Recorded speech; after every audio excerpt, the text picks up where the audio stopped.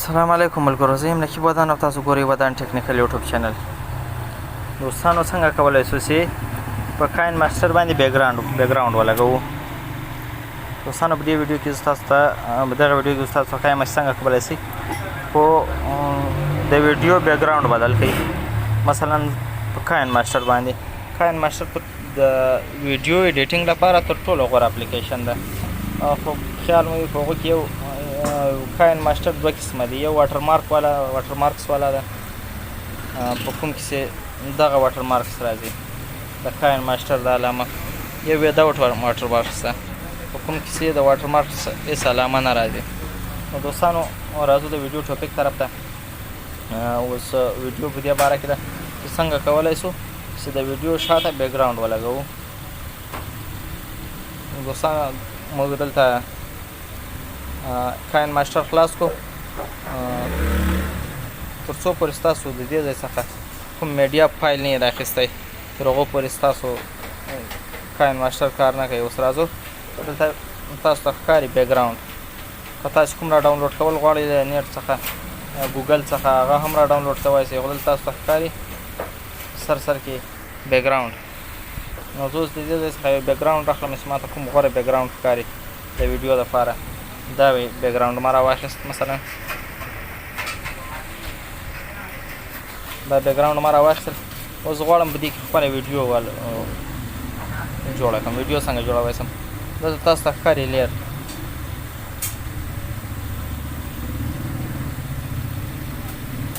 په دې لیر باندې به کلیک وکړئ. په لیر باندې چې کلیک وکړ پاسه تر ټولو سر کې تاسو ته راځي میډیا. تاسو په دې میډیا باندې کلیک وکړئ. په میډیا چې کله کلیک وکړ، مثلا تاسو ویډیو چې تاسو په هر فایل کې ساتلی د هغو ځای څخه یې راواخلئ. مثلا زه دا اوس سکرین شاټ راخلم. دا سکرین شاټ ویډیو ما کړې ده، دا راخلم. دا سکرین شاټ ویډیو ما راواخیسته. اوس غواړم چې دغه بیکګراوند د ویډیو تر پایه بوځم. دغه بیکګراوند باندې به کلیک وکړئ. بیکګراوند چې کله کلیک وکړ دا به ګوته داسې ورسره بیایسته د ویډیو تر اخره پورې. نو داسې تاسو په اسانۍ سره کولی شئ چې د ویډیو بیکګراوند بدل کړئ. نور هم بیکګراوندونه ډېر راځي. چې کوم بیکګراوند تاسو لګول غواړئ هماغه بیکګراوند د دې ځای څخه لګولی شئ.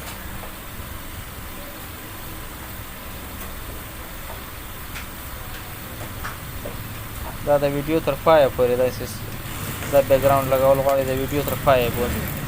مثلا دا ویډیو شوه، د ویډیو تر پایه ولاړ. دا بیکګراوند تاسو کولی شئ په اسانۍ سره داسې خپل بیکګراوند ولګوئ، یا که تاسو بل څه ورسره لګوئ، خپل د یو چینل لوګو یا څه لیکل ورسره غواړئ، هغه هم د دې ځای څخه لیکل د دې ځای څخه کېږي. مثلا تاسو لیکل کوئ د دې ځای څخه چې کوم تاسو ته ټکس ښکاري، هینډ رایټینګ د دې ځای څخه تاسو پلاس باندې څه لیکل غواړئ. دا افیکټس دی، میډیا فایلونه د دې ځای څخه راخیستی شئ،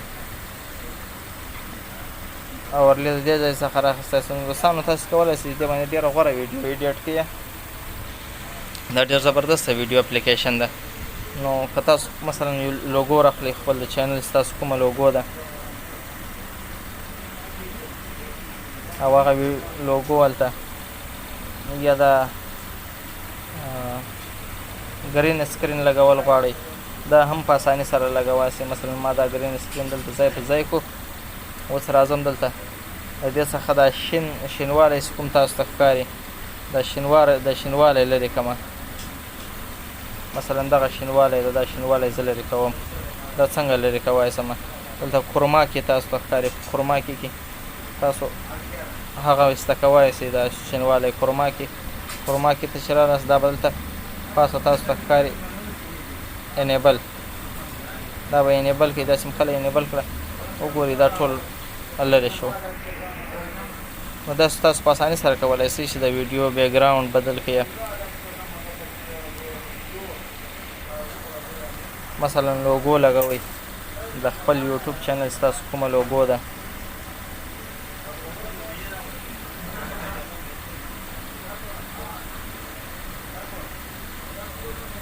لوګو فایل ما چېرته ساتلی ده اوس هغه ما نه هېر ده ځکه د اختر ورځې وې د اختر په ورځو کې ما هم دومره ویډیوګانې نه دي اپلوډ کړي